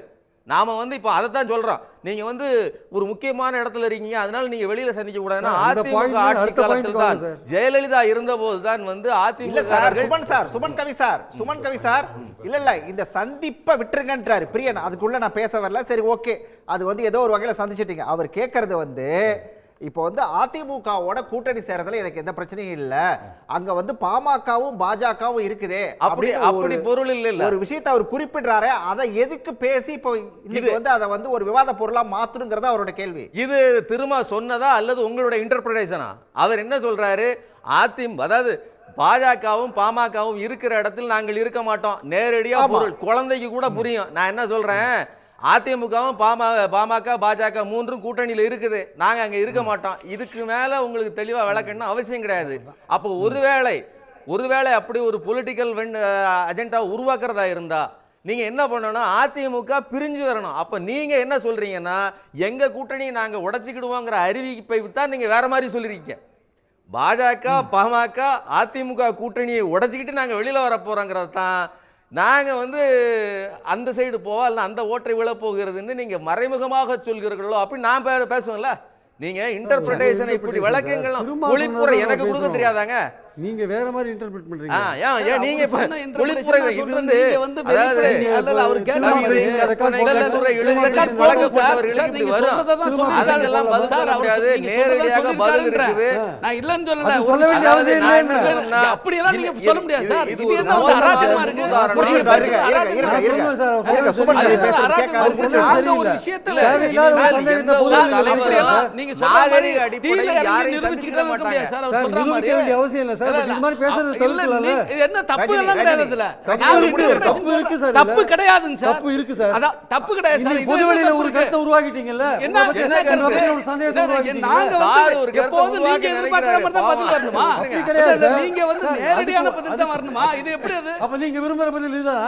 நான் விரும்புற பதில் இல்ல. நாங்க சரியா தான் பதில் சொல்லிருக்கோம். நீங்க சரியா புரிஞ்சுங்க. புரியுறது கிடையாது. நீங்க வெளிப்படுத்துற கருத்து அதுதான். எங்களுடைய அதிமுக பாஜக கலந்து வெளிநாடு சேருவோம் இருக்கு. நீங்க விரும்புற மாதிரி நீங்க எதிர்பார்க்கிற மாதிரி நேரடியா புரியுற மாதிரி தான் வரணுமா? சார் உங்களுக்கு பல வருத்தங்கள் இருக்கலாம் சார். உங்களுக்கு பல வருத்தங்கள் இருக்கலாம். ஆனா அந்த வெளிப்படுத்துற விதம் சரியில்லை. இந்த இடத்துல வெளிப்படுத்துற விதம் சரியில்லை. நாங்க இந்த இடத்துல வருத்தத்தை வெளிப்படுத்துறோம். சுமன் கவி முடிச்சிருங்க. சுமன் கவி பலவிதமான வருத்தங்கள் இருக்கலாம். அந்த வெளிப்படுத்துற நீங்க புரிஞ்சுக்கிறதுல தப்பு இருக்கு. வர சுமன் கவி முடிச்சிருங்க. இதுதான் நடைமுறை. பதிவு பண்ணல. சிக்கல் இருக்குன்ற சொன்னதுல சிக்கல் கிடையாது. நீங்க புரிஞ்சுக்கிறதுல சிக்கல் இருக்கு. இல்ல பேசலாம். இல்ல நீங்க சொல்றது சார் சொன்னார்ல அதுதான் சார். நீங்க ரஜினி அவர் முடிச்சிட்டு டிஃபன் பண்ண வேண்டிய கட்டாயம் இருக்கீங்க. டிஃபன் பண்ண வேண்டிய கட்டாயம் இருக்குல. நீங்க தேவையில்லாம நீங்க உண்மையான விஷயம் பொது வெளியில எதை பேசப்படுது ஆக்சுவலா கையை தூக்கிட்டு நிக்க சொல்றீங்களா? நீங்க விரும்புற மாதிரி தான் நாங்க பதில் சொல்றோம். நீங்க விரும்புற மாதிரி தான் நாங்க நிலைப்பாடுகளை அறிவிக்கணும். நீங்க பேச பேச உங்க மன வருத்தம் புரியுது சார். உங்க ஓகே ஓகே நீங்க பேச பேச உங்க மன வருத்தம் புரியுது. நோக்கம் இருக்குறதா நினைக்கிறேன். மன வருத்தம் புரியுது. உங்களுக்கு ஏதோ நோக்கம் இருக்குதா நினைக்கிறேன். உங்களுக்கு தான் நோக்கம் இருக்கு. நான் அததான் இப்ப குற்றம் சாட்டுறேன். நீங்க ஏன் திரிக்கிறீங்க? தேவையில்லாம திரிக்கிறீங்க. நேரடியான ஒரு பதில் நாங்க சொல்லிட்டோம். அதன் பிறகு அதுக்கு நேரடியா ஒரு நிமிஷம் இருங்க சார். சொல்லுங்க. ஒரு நிமிஷம் இருங்க சார். நான் சார் நான் பதில் சொல்றேன். மேல அவ்வளவு மரியாதை வச்சு அவ்வளவு தூரம் பேசிட்டு இருக்கீங்க. நீங்க இப்படி பேசிட்டு இருக்கீங்க. நான் உங்க மேல மரியாதை வச்சிருக்கேன் சார். உங்க மேல நானும் மரியாதை பேசுறது சரியில்லைன்னு என்னோட கருத்து சார். சார் அவர் பேசுறது சரிதான். அது உங்க கருத்து. அவர் பேசுறது சரிதான். சரியில்லை. பதில் சொல்ல முடியாது. சரியில்லை என்கிறது. சொல்லக்கூடாது நீங்க சொல்ல முடியாது. மக்கள் பார்த்துட்டு அவர் இருக்காங்க. பேசுனதுல எந்த தப்பும் கிடையாது. சரி நீங்க புரிஞ்சுக்கிறது தான் தப்பு இருக்கு. நீங்க புரிஞ்சுக்கிறது தப்பு இருக்கு. ரஜினி பிரியன் உங்களுக்கு நீங்க புரிஞ்சுக்கிறது தப்பு இருக்கு. ஓகே உங்க கருத்தை எடுத்துக்கறேன். சரி திரிக்காதீங்க. அர்த்தத்தை உங்க கருத்தை எடுத்துக்கறேன். ஓகே பிரியன் பேசலாம். நீங்க அர்த்தத்தை திரிக்காதீங்க. பிரியன் அவர் எங்க தலைவர் ரஜினி அவர் திரிக்கல, அவரோட கருத்தை சொன்னார். ஓகே தவறா பேசாதீங்க. சரி நீங்க பேசுறது தவறு சார். புரிதல்ல சார் அதெல்லாம் சரி பிரியன் சார் அந்த பார்வையை முன் வச்சிட்டு கேக்குறீங்க. ஓகே நீங்க வந்து ட்விஸ்ட் பண்றீங்க. நீங்க திரும்ப பேசுறது தெரிவிக்கிறதுக்கு வேற வழிகள் இருக்கு. யாரோ அதாவது பிரியன் சார் எது வேணும்னாலும் பேசலாம் சார். சரி சார் உங்களை போன்ற பொறுப்பு மிக்கவர்கள் அது தப்பு. நீங்க வந்து அதனால தான் தப்புங்க. அவரோட பார்வையை அதை முன் வச்சிட்டாரு. விடுங்க அடுத்து தப்புன்னு சொல்றாரு. என்ன தப்பு? இல்ல சார் தப்பு சரிங்கிறது அவரோட பார்வை சார். அதை விடுங்க. தப்பா திரிக்கிறீங்க நீங்க. ரஜினி அவர் தப்பா எப்படிப்பட்ட விடுங்க அடுத்தது போலாம். நீங்க தப்பா திரிக்கிறீங்க. சுமன் கவி குறிக்கிட்டாரு. மக்களுக்கு சரியா தான் போகும். ரைட் சுமன் கவி குறிக்கிட்டீங்க. சுமன் கவி அவர் முடிச்சிட்டோம். ஒரு சந்திப்பை வைத்துக்கொண்டு ஒரு பிட்டை போட்டோம்னா அதை வச்சுக்கிட்டு டெவலப் பண்ணி பேசுறதுக்கு 4 பேர் வருவாங்க அப்படிங்கிறத தெரிஞ்சுக்கிட்டே செஞ்ச மாதிரியான ஒரு வேலையை தான் அவர் செஞ்சிருக்காங்க. ஆனால் இதை நாம் வந்து பூதாகரப்படுத்தி பேசுவது என்பது முழுக்க ஒரு இன்டென்ஷனான ஒரு வேலை அப்படிங்கிறத என்னுடைய கருத்து. போங்க சார். நான் இன்னொன்று ஒரு விஷயம் சொல்கிறேன். திரும்ப ஒரு விஷயத்தை தெளிவாக சொல்லியிருக்காரு. என்னன்னா முதல் வரியில் ஆரம்பிக்கிறத சொல்கிறாரு, மதவாத சக்திகளை வீழ்த்த வேண்டும், அதுதான் எங்களுடைய இலக்கு. நீங்கள் ஆட்சியில் பங்கு கேட்பீங்களா இதெல்லாம் கேட்கும்போது அதுக்கான நேரம் இதுவல்ல, பாஜகவை வீழ்த்த வேண்டும். அப்போ அதோட பொருள் என்னன்னா வெற்றி கூட்டணியான திமுக கூட்டணியில் ஏற்கனவே சார் ரவீந்திரன் துரைசாமியார் சார் சொன்னது ஒரு நேரடியான அனுபவத்திலிருந்து வர்றது. ஒரு வெற்றி கூட்டணியில் நாங்கள் இருக்கிறோம், எதுக்காக நாங்கள் பிரிஞ்சு போனோம்? அப்போது இந்த அடிப்படையில் அந்த கூட்டணி இன்டாக்டாக இருக்கிறதுங்கிறது மட்டும் இல்லை, பாஜகவை வீழ்த்துகிற வலுவோடு இருக்கு. அப்போ திருமா சொன்னதில் வந்து பாஜகவை வீழ்த்துவதற்கு எங்களுக்கு திமுக வலுவாக இருக்கும்போது நாங்கள் ஏன் இன்னொன்று யோசிக்கணும்? அப்போ அந்த இடத்துல ஆப்ஷனே இல்லை.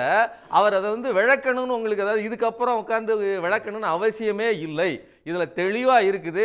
ஒருவேளை பாமகவை விட்டு பாஜகவை விட்டு அதிமுக வந்தாலும் அந்த கட்சி இருக்கிற 20% அல்லது இன்னும் எடப்பாடியை பாருங்க, எடப்பாடி ஒரே செகண்ட் அவர் முடிச்சிட்டோம். கொங்கு மண்டலத்தை மையமாக வச்சுக்கிட்டு தான் அவரே கட்சி நடத்திட்டு இருக்கிறார். அவரு கொங்கு மண்டலத்தில் யார் தலைவர், நானா அண்ணாமலையாங்கிற அளவில் தான் அவருடைய போட்டி நடந்துகிட்டு இருக்கே தவிர அவர் கட்சியை தமிழ்நாடு முழுவதுக்குமான கட்சியாக கூட இன்னைக்கு இல்லாத நிலைமையில அவர்களை முன்னிறுத்தி கொண்டு திமுகவை இவர் ஒதுக்கி விடுவாருங்கிறது எந்த அடிப்படையில் லாஜிக்கு? அடிப்படையிலேயே இது வாதம் பொருளற்றதுங்கிற என்னுடைய கருத்து. ரைட் அக்னீஸ்வரன், இதுல உங்க பார்வை என்ன? அதாவது வந்து அதிமுகவோட கூட்டணி சேர்றதுல எங்களுக்கு பிரச்சனை இல்லை, பாமகவும் பாஜகவும் அந்த கூட்டணியில் இருக்கிறது தான் பிரச்சனை அப்படின்னு சொல்லி திருமாவளவன் பேசின பேச்சை நீங்க எப்படி எடுத்துக்கிறீங்க? அண்ணன் வைகை செல்வன் முன்னாள் அமைச்சர் ஓட்ட விழுந்துருச்சுன்னாரு. என் நண்பர் ரஜினிகாந்த் சொல்றாரு அது அவர் பண்ண சேட்டன்றார். ஆனால் திமுக என்கிற ஒரு அட்டை பூச்சியாக இருக்கக்கூடிய அரசியல் கட்சிகளை எல்லாம் சேர்த்துட்டு அதிலிருந்து வெளியிலே வரக்கூடாதுன்னு நினைச்சா அப்ப அரசியல்ல ஒரு கருத்து சொன்னாலே அது அநாகரிகமா? என்ன சார் இது? இது ஒன்று. இன்னொன்னு சேர்த்து சொல்லுங்களேன். நான் வந்து மூத்த பத்திரிகையாளர் பிரியன் சார் சொல்ற கருத்தை முழுமையாக ஏற்றுக்கொள்கிறேன். ஏன் தெரியுமா? நானே முன்னாள் அமைச்சர் வைகை செல்வன் அவர்கள் நம்மளுடைய விசிகாவினுடைய தலைவர் திரு திருமாவளவன் அவர்களை சந்தித்தார். கருத்து சொன்னாரா? அதை விட்டுருங்க, போற போக்கில் அதையும் சேர்த்து சொல்லுங்க.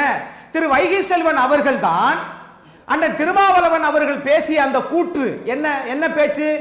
பாஜகவை தவிர்த்து விட்டு அதிமுக இருந்தால் நாங்கள் கூட்டணிக்கு வரலாம் என்று அண்ணன் திருமாவளவன் அவர்கள் சொன்னதை அண்ணன் வைகை செல்வன் அவர்கள் தான் சொல்லிக் கொடுத்தார் என்று கூட சொல்லிவிடுவீங்களே. ஏன் சார் இது? நடக்கிற அரசியல் என்ன தெரியுமா? பாட்டாளி மக்கள் கட்சி ஆளுகிற கட்சியை, அதானே உங்க வேலை, அதுதானே உங்க வேலை. ஒரு கட்சியோட கூட்டணி வச்சா அது அடமான வச்சதுக்கு சமம் திமுகவோட. ஆனால் பாட்டாளி சார் இருக்கட்டும் சார், நீங்க தான் ஏற்கனவே எல்லாம் சண்டை போட்டீங்க, என்கிட்ட சண்டைக்கு வராதீங்க சார். பாட்டாளி மக்கள் கட்சி ஐயா மருத்துவர் ராமதாஸ் ஆளுகிற கட்சி மீது திமுக மீது குற்றம் ஜூனியர் அன்புமணி ராமதாஸ் அவர்கள் குற்றம் சாட்டின உடனே ஐயா ராமதாஸ் அவர்கள் என்ன சொல்றார்? அதை இல்லைன்னு மறுக்கிறார். அப்படின்னா அரசியல் நீரோட்டம் என்ன புரியுதுன்னா திரு திருமாவளவன் அவர்கள் அதிமுகவுடன் போவேன், ஏனென்றால் ஐயா மருத்துவர் ராமதாஸ் திமுகவை ஆதரித்தால் இது எப்படி ரெண்டு பேரும் பாமகவும் திமுகவும் விசிகவும் இருப்பாங்களா? அப்படித்தான் நான் பார்க்கிறேன். ஏனென்றால் இதுவரைக்கும் ஐயா மருத்துவர் ராமதாஸ் எந்த நிலைப்பாடு இல்லை, நான் ஜனவரி மாசம் தான் நான் அறிவிப்பேன் என்று சொல்லக்கூடியவர் இன்னைக்கு இந்த கருத்தை சொன்னார்னா அதுக்கு என்ன பொருள்? ஆட்சி அதிகாரத்தில் பங்கு கேட்டீங்களே, குழப்பங்களுக்கு காரணம் திமுக அப்படின்னு சொல்லி அன்புமணி வச்ச குற்றச்சாட்டுக்கு பதில கேட்கும் போதுதான் அப்படி சொல்றது அப்படிங்கிறது வந்து கடந்தெடுத்த பொய், அது அப்பட்டமான பொய் அப்படின்னு சொல்லி அதுக்கு ஒரு விளக்கத்தை கொடுத்திருக்காரு டாக்டர் ராமதாஸ். உடனே அவர் இந்த கூட்டணிக்கு வராரு, நீங்க எப்படி ஒரு கணக்க சொல்றீங்க? அதெல்லாம் அப்படின்னா என்ன பொருள்னா இந்த நேரத்துல அப்ப அவருடைய கருத்துப்பா மக்களுக்கு தெரியும்பா என்றல்லவா சொல்லணும். நேத்துக்கு முன்னாடி அண்ணன் திருமாவளவன் என்ன சொல்றாரு? நான் பாஜக வெளியேறினால் அதிமுகவுடன் சேர தயார். ஏங்க இத கூடவா வந்து முன்னாள் அமைச்சர் சொல்லி கொடுத்தாருன்னு சொல்லுங்களேன். ஏன்னா நீங்க தான் வந்து எல்லா கட்சிகளையும் நாகரிகமா பேசி நடத்துறீங்கல்ல, அதையும் சேர்த்து சொல்லுங்க. ஆகவே இங்க பாமக திமுகவுடன் கூட்டணி வருவதாகத்தான் உலகம் நம்புமா இல்லையா? அப்படின்னா இந்த அதிமுகவுடன் சேர தயார் என்று அவர் சொல்லியதற்கு அதிமுகவா பொறுப்பு, அண்ணன் வைகை செல்வனா பொறுப்பு? இப்படி சொன்னீங்கன்னா உலகம் நம்புமா, ஏத்துக்குருமா? அவ்வளவுதான். ரஜினிகாந்த் உங்கள்கிட்ட கேட்கணும்னாரு. அதாவது உங்களுக்கு அந்த விருப்பம் இருக்கலாம், அது வேற விஷயம். ஆனால் அது வெளிப்படையான ஒரு விஷயத்தை வந்து மீண்டும் மீண்டும் வந்து எங்கள் தலைவர் வந்து ப்ரூவ் பண்ணிட்டு இருக்காரு. 2024 அதிமுக கூட பிஜேபி இல்லை தானே? அக்னீஸ்வரனுக்கு நான் கேட்குற கேள்வி, ஏன் அப்போ வந்து நீங்கள் கூப்பிட்டீங்க தானே? எங்கள்கிட்ட பல முறை தூது விட்டீங்க தானே? ஏன் நாங்கள் வரல? அப்போ பிஜேபி இல்லைங்கிறதுனால நாங்கள் வந்திருக்கலாம்ல. உங்கள்கிட்ட வந்து எந்த நிலைப்பாடும் அதிமுகவை பொறுத்தளவுக்கு ஒரு நம்பகமான கட்சி இல்லை. ரவீந்திர துரைசாமி, இப்போ அக்னி சொன்ன கருத்தை நம்ம எப்படி எடுத்துக்கிறது? இல்லை, அக்னீஸ்வரன் கருத்துங்கிறது தமிழ்நாட்டில் ஒரு ஸ்டாய்க்காக கிறிஸ்டல் கிளியராக திமுக அணி இருக்குங்கிறது நமக்கு தெளிவாக தெரியுது. கோயம்புத்தூர் மாநாடுனாலும் சரி, பவளவலா கூட்டம்னாலும் சரி, கலைஞர் கருணாநிதி பிறந்தநாள் கூட்டம்னாலும் சரி, சந்திரகுமார் பதவியேற்பிலானாலும் சரி, அந்த அணியில் உள்ள எல்லா கட்சிகளையும் ஒன்றாக நிறுத்தக்கூடிய ஒரு சக்தி திமுக கழக தலைவர் மு க ஸ்டாலினுக்கு இருக்குது. மாறுபட்ட கருத்துக்கள் சொன்னவங்க கூட அந்த நிகழ்வுகளில் ஒரு 4 குறிப்பிட்ட அந்த நிகழ்வுகளில் அவங்க ஒன்றா இருக்கிறாங்க. இது தாண்டி மற்றபடி பேசக்கூடிய கூட்டணி அது இது எல்லாமே கற்பனை, ஒரு யூகத்தின் அடிப்படையில் பேசக்கூடியதுதான். இன்னைக்கு திருமாவளவன் அதில் பேசுனது கூட என்னோட பார்வையில் அவர் என்ன ஒரு வியூகத்தை பார்க்குறாருன்னா, சகோதரர் பிரியன் பார்வையிலேருந்து நான் மாறுபடுறேன் அந்த இடத்துக்குள்ள. அவர் வந்து பாஜக ஒரு மைனஸுங்கிறத நிறுவதுக்கு நிற்கிறார். மற்றபடி மீண்டும் நான் அடித்து ஆணித்தரமாக சொல்கிறேன், அதிமுகவின் வாக்கின் தன்மை என்ன என்பது திருமாவளவனுக்கு தெரியும். ரவிக்குமார் பிள்ள தெளிவாக அதை பதிவும் பண்ணியிருக்கிறார். விழுப்புரம் எம்பி ரவிக்குமார் அந்த வாக்கின் தன்மையை பதிவும் செய்திருக்கிறார். அது பொருந்தா கூட்டணியாக எலித்தவளை நட்பாக தான் இருக்குங்கிறது தான் திருமாவளவன் தெரிஞ்ச விஷயம், ரவிக்குமார் பதிவு பண்ண விஷயம். அவங்க ஏன் 2024 அந்த கூட்டணியை முயற்சி பண்ணலன்னு சொன்னால், இது கெமிஸ்ட்ரி ஒர்க் அவுட் ஆன ஒரு அணி, அது வந்து எலித்தவளை நட்பாட்டு போகக்கூடிய அணிங்கிறத புரிஞ்சுதான் அந்த இதை அவங்க சொன்னாங்க. பட் இது ஒரு அரசியல் களத்துக்குள்ள அவர் சொன்ன மாதிரி வந்து ஒவ்வொருத்தரும் தங்களுக்குள்ள முக்கியத்துவத்தை தேடுறதுக்கு முயற்சி பண்ணத்தான் செய்வாங்க. அதற்கான ஒரு முன்னெடுப்புகளை விடுதலை சிறுத்தைகளும் செய்யக்கூடிய லெவலில் தான் இருக்கிறாங்க. குறிப்பாக இவங்க ஒரு அலையன்ஸ் நம்பரில் செட்டில் ஆனாலும் கூட விசிகாவை பொறுத்தவரை தங்களுடைய கான்ட்ரிபியூஷன் அதிகங்கிற ஒரு எண்ண ஓட்டம் இருக்குது. ஆனால் இந்த அணிங்கிறது அதை ப்ரூவ் பண்ணக்கூடிய அளவுக்கு இல்லாமல் எல்லாருமே ஒன்றா தான் பயணிச்சுட்டு இருக்காங்க. அக்னீஸ்வரன் இன்னொரு விஷயத்தையும் சொல்லிட்டு போனார். அதாவது வந்து பாமக வந்து இங்கே வரத்துக்கான ஒரு முயற்சியில் இருக்குது, திமுக பக்கம் வந்துறதுக்கான வாய்ப்பு இருக்குது, அதனால தான் திரும்ப இப்படியான ஒரு பேச்சை பேசியிருக்காரு அப்படின்னு சொல்லிட்டு அவரோட கருத்தை அதை அதுவும் அதைத்தான் நான் சொன்னேன். இது கற்பனையா பேசப்படக்கூடிய ஒரு விஷயம், யூகத்தில் பேசக்கூடிய விஷயம், பல நிரூபிக்காத அன்ட்ரஸ்டட் நாட் ப்ரூவ்டு. விஜய் வந்து கூட்டணி அமைச்சிட்டாரு, அண்ணா கூட்டணி வந்துட்டு, இன்னா கூட்டணி வந்துட்டுன்னு 1000 கட்டுக்கதைகள், ஊதி பறக்க விட்ட பலூன்கள் எல்லாம் தமிழ் மண்ணில் நாம பார்த்தோம். நாம சொன்னோம் பல நிரூபிக்காத விஜய் தலைமையில் 1% பலம் கொண்ட ஒரு கட்சி கூட கூட்டணிக்கு போக மாட்டாங்கன்னு சொன்னோம். அதுதான் இன்னைக்கு வர இருக்குது. நாளைக்கு மாற்றங்கள் வரலாம், பட் அதற்குள்ள வாய்ப்புகள் குறைவு. ஸோ இது எல்லாமே யூகத்தின் அடிப்படையில் பேசக்கூடியதுதான். பாமகவை பொறுத்தளவில் இன்னைக்கு அன்புமணி ராமதாஸ் வந்து தெளிவாக அந்த கேடர்ஸோட எண்ண ஓட்டத்துக்கு தக்கன ஒரு முடிவை எடுத்து பேசியிருக்கிறாரு. அது ராமதாஸுக்கு அவர் கொடுக்கக்கூடிய நெருக்கடி. காரணம் 2011ஆம் ஆண்டுக்கு பிறகு 2014 ஸ்டாலினை விட நான் திறமையான முதல்வர்னு தான் 14 அன்புமணி எடுத்தார். அந்த வாக்காளர்கள் ஆன்டி ஸ்டாலின் ஓட்டர்ஸ்னு அதை தெளிவாக சொல்ல முடியும்.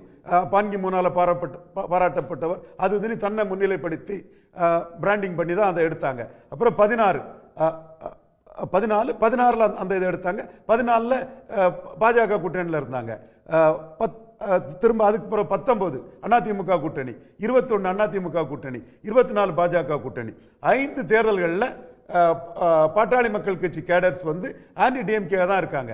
டாப் ஆஃப் தி ஆல் 2016 நடந்த அன்புமணி திறமையான முதலமைச்சருங்கிற அந்த இதுவும் ஸ்டாலினுக்கு அந்த தகுதி இல்லைன்னு இவங்க முன்னெடுத்த ஓட்டு தான் அந்த 5.5% வாக்குகளும். அதை இன்னைக்கு அன்புமணி புரிஞ்சுக்கிட்டு ஆன்டி டிஎம்கே அவர் பண்ணுறாரு. அது மட்டும் பண்ணல, அவர் நாங்கள் 4-5 மந்திரி இருப்போம்னு சொல்லி எடப்பாடிக்கும் ஓட் டிரான்ஸ்ஃபரிங் கெப்பாசிட்டி இல்லை, சீட் கன்வெர்ட்டிங் கெப்பாசிட்டி இல்லை. அவரை வச்சு அதிமுக வச்சு 9ல் ஜெயிக்கல, 19ல் ஜெயிக்கல, 21ல் 5 சீட்டு தான் ஜெயித்தாங்கிறது புரிஞ்சுக்கிட்டு பேசுகிறாரு. அப்போ அவர் அது பேசுறதுக்கு காரணம் டாக்டர் ராமதாஸ் அவர்களுக்கு இருக்கக்கூடிய நெருக்கடி. டாக்டர் ராமதாஸ் வந்து ஒரு கட்டத்துக்குள்ள தமிழக முதல்வர் மு.க. ஸ்டாலின் அவர்களை மிக கடுமையாக ஜாதியை சொல்லி விமர்சித்தார். அப்போ நானே டாக்டர் ராமதாஸுக்கு என் கண்டனத்தை கூட தெரிவிச்சிருந்தேன். அதே வேளையில் டாக்டர் ராமதாஸ் வந்து தம்பி ஸ்டாலின் செய்யாமல் வேற யார் இந்த இடஒதுக்கீடு எங்களுக்கு பண்ணித்தர முடியும்னு சாப்டாகவும் மு.க. ஸ்டாலின் திமுக தலைவருக்கு ஆதரவாட்டு வார்த்தைகளும் சொல்லும் போது அன்புமணியும் டாக்டர் ராமதாஸும் அதில் இருந்து வேறுபடுறாங்க. இப்போ அன்புமணி வந்து அந்த 1 இயர் பாமக ஓட்டர்ஸ் 1 இயர் எல்லா கட்சியிலையும் இருக்கிறாங்க. அது 13% இருக்கிறாங்க.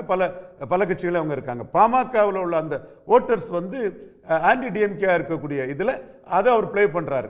அதில் இவங்க போட்டியில் ராமதாஸ் வந்து ப்ரோ டிஎம்கேன்னு ராமதாஸை முத்திர குத்துறாரு. சுமன் கவி, இப்போ வந்து இந்த 2026 தேர்தலை பொறுத்த வரைக்கும் இப்போ இந்த கூட்டணி குழப்பம் அப்படிங்கிறது போயிட்டு இருக்குது இல்லை, இது வந்து இப்போ வந்து அதிகப்படியான நெருக்கடி அப்படின்னு சொன்னால் இதில் இந்த சூழலில் யாருக்குன்னு பார்க்கலாம்? இல்லை, முதல்ல கூட்டணி குழப்பம் அப்படிங்கிறது திமுக சைடில் இது வரைக்கும் துளியளவு கூட இல்லை. நீங்கள் எந்த இடத்துலையாவது அப்படிப்பட்ட நெருடலான வச்சு நாம் வந்து சந்தேகப்படும்படியான ஒரு இடம் இருக்கான் அப்படின்னு பார்த்தீங்கன்னா எனக்கு அதாவது நேரடியாக பார்க்குற தெளிவான பார்வை உள்ள எல்லோருக்குமே தெரியும் அப்படிப்பட்ட எந்த ஒரு விஷயமே இல்லை. ஆனால் பாஜக அதிமுக ஏன்னா இல்லை இந்த கேள்வி இல்லை இந்த இடத்துல ஏன்னா அப்படின்னு ஒரு கேள்வி ஏன் வருது அப்படின்னு சொன்னால் கடந்த சில மாதங்களாகவே அதிமுக இருக்கக்கூடிய முன்னணி தலைவர்கள் பலரும் சொல்லிட்டு இருந்த விஷயம் அப்படிங்கிறது வந்து திமுக கூட்டணியிலிருந்து நாங்கள் ஒரு மெகா கூட்டணி அமைக்க போகிறோம், திமுக கூட்டணியிலிருந்து கூட சில கட்சிகள் இங்கே வரத்துக்கான வாய்ப்பு இருக்குது அப்படின்னு சொல்லிக்கிட்டு இருந்தாங்க. அந்த நேரத்தில் இப்போ வந்து திருமாவும் இப்படி பேசின பேச்சு அப்படிங்கிறது ஏதாவது அதுதான் அந்த குழப்பத்துக்கு காரணமா அப்படின்னு கேட்குறேன். நீங்கள் ஒரு கூட்டணியை அல்லது ஒரு கூட்டத்தை கலைத்து விடணும்னா அதுக்கான காரணங்களும் வலுவும் வேணும், 2 வேணும். ஒன்று வந்து காரணம், அந்த கூட்டணி ஏன் கலையணுங்கிறதுக்கான காரணம், அதில் தோல்வி மேலே தோல்வி வருது, லாபமே இல்லை, அந்த கூட்டணியில் இணைந்திருப்பதனால் எந்த நேரடி பலனும் இல்லை, கொள்கை அடிப்படையிலையும் ஒரு முரண்பாடானது, பல்வேறு விஷயங்கள் இருந்தால் அது பிரியலாம். அதே மாதிரி உங்களுக்கு அதை பிரித்தெடுக்கக்கூடிய வலு இருக்கணும். அப்படிப்பட்ட கட்சியாக அதிமுக இருக்கா அப்படின்னு கேட்டிங்கன்னா தன்னுடைய சொந்த கட்சியே ஒன்றிணைக்கக்கூடிய தகுதி திறன்பட்ட ஒரு கரிஸ்மேட்டிக் லீடராகவோ எடப்பாடி பழனிசாமி இல்லை. தன்னுடைய சொந்த கட்சி அவருக்கு உண்மையிலேயே அப்படிப்பட்ட ஒரு வலு இருந்திருந்ததுன்னா ஜெயலலிதாவுக்கு பிறகு இந்த கட்சியை மொத்தமாக இணைச்சு கொண்டு வந்திருப்பார். அப்போ இந்த மொத்த கட்சியுமே கையில் ஒன்றா இல்லை, அது முழுக்க ஒரு கொங்கு மண்டலத்துக்கான கட்சியாக மட்டும் இன்னைக்கு சுருங்கி போயிருக்குது. அதனுடைய பிற பகுதிகளை பிச்சு தின்னிட்டு பாஜக தனித்தனியாக ஒரு கூட்டணி, அதாவது தங்கள் பக்கத்தில் ஒரு வலு இருக்குன்னு ஒரு பொய், அதாவது அதிமுகவிட்டமிருந்து உருவிய நபர்களை வைத்து கொண்டு டிடிவி தினகரன் மற்ற பிற எல்லாரையும் வச்சுக்கிட்டு உங்ககிட்ட 18% இருக்குன்னு சொல்லி பேரம் பேசிக்கிட்டு இருக்காங்க. அப்போ இப்படி உள் முரண்பாடுகளோடு நெருக்கடிகளோடு ஒரு கூட்டணி இருக்குது. உண்மையிலேயே கலகலத்து போயிருக்கிற ஒரு கூட்டணினா அது பாஜக அதிமுக கூட்டணி தான். இன்னும் வேடிக்கை என்னன்னா அவர்கள் கூட்டத்தில் இருக்கக்கூடிய பாமகவை பொறுத்தவரையிலும் குடும்பத்துக்குள்ளேயே மிகப்பெரிய சண்டை, அவர்களுக்குள்ள மிகப்பெரிய முரண்பாடு. அப்போ அங்கங்கே செதறி கிடக்கக்கூடிய ஒரு காலத்திலையும் ஒட்ட முடியாதுங்கிற மாதிரி சல்லியாக உடஞ்சி கிடக்கிற ஒரு அதிமுக கூட்டணி திடீர்னு ஒரு பிட்டை தூக்கி போட்டு அவங்க தான் வந்து கூட்டணி உடஞ்சிடும் அந்த கூட்டணின்னு சொல்லுவது என்பது இது கேட்பதற்கு அடிப்படையிலேயே முரணானது, நகைப்புக்குரியது அப்படிங்கிறது என்னுடைய கருத்து. இந்த இடத்துல எங்கேயுமே இவர்களுக்கு உடைப்பதற்கான தகுதி அதிமுகவுக்கு, பாஜகவுக்கு, பாமக யாருக்கும் இல்லை. உடைகிற இடத்தில் அந்த கூட்டணி இல்லை. சரி, ஓகே ஓகே. 2019ஆம் ஆண்டு நான் சொன்ன ஒரு கருத்து, பாட்டாளி மக்கள் கட்சி திமுக கூட்டணிக்கு சூப்பர் ஃப்ளூவஸாக தேவையில்லைன்னு சொன்னேன். அதே கருத்து இன்னைக்கு வந்து டாக்டர் ராமதாஸ் அவரும் கூட வந்து திமுக அணிக்கு வந்து சூப்பர் ஃப்ளூவஸாக தேவையில்லைன்னு தான் என்னோட கருத்தை முன்வைக்கிறேன். அதில் திருமாவளவன் ஒரு பெரிய ஒரு வேல்யூ அசெட்டாக இருக்கிறாரு. அந்த அடிப்படையில் அவங்க திருமாவளவன் கூட்டணியை தான் திமுக கண்டினியூ பண்ணுவாங்க. அது வந்து அந்த காம்பினேஷன் கெமிஸ்ட்ரி அப்படியே கெமிஸ்ட்ரியோட கண்டினியூ பண்ணுறது தான் அவங்களுக்கு லாபங்கிற அடிப்படையில் அவங்க தொடர்வாங்கங்கிறது என்னோட ஆணித்தரமான கருத்து. தம்பி அக்னீஸ்வரனுக்கு என்னோட பதில் தான். ரைட். பிரியன் சார், பாஜகவை தனித்து விடணும் அப்படிங்கிற அந்த நோக்கத்தில் திருமா இதை பேசியிருக்காரு, அப்படி எடுத்துக்கலாமா, அப்படி புரிஞ்சுக்கலாமா? பாஜகவை தனித்து விடணுன்றது வந்து ஈவன் அதிமுக கூட அது மாதிரி நினைப்பாங்க. இப்போ சேர்ந்துட்டாங்க இல்லையா, இப்போ சேர்ந்ததுக்கப்புறம் அவங்க பல பிரச்சனைகளை அனுபவிக்கிறாங்க.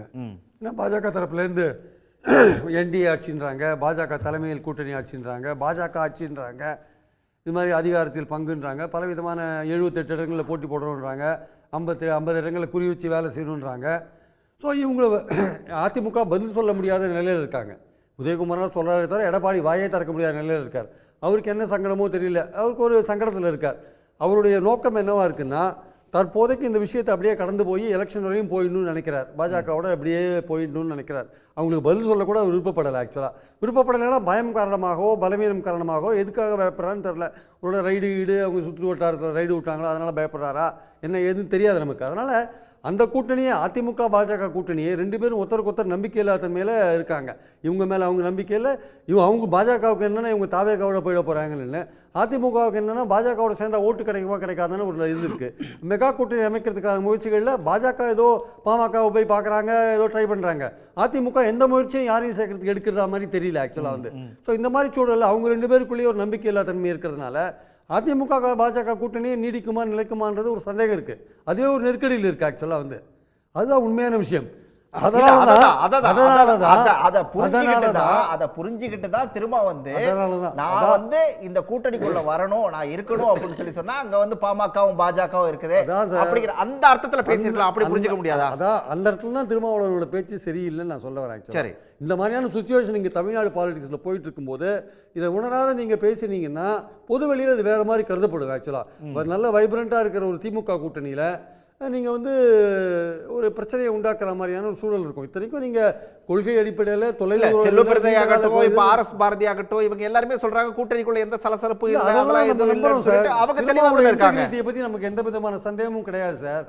அவர் சில போது தெளிவுபடுத்தணுன்ற விதத்தில் அவர் பேசுகிற விஷயம் குழப்பத்துக்கு வழிவகுக்கும். அதுதான் இங்கே நடந்திருக்கு ஆக்சுவலாக வந்து.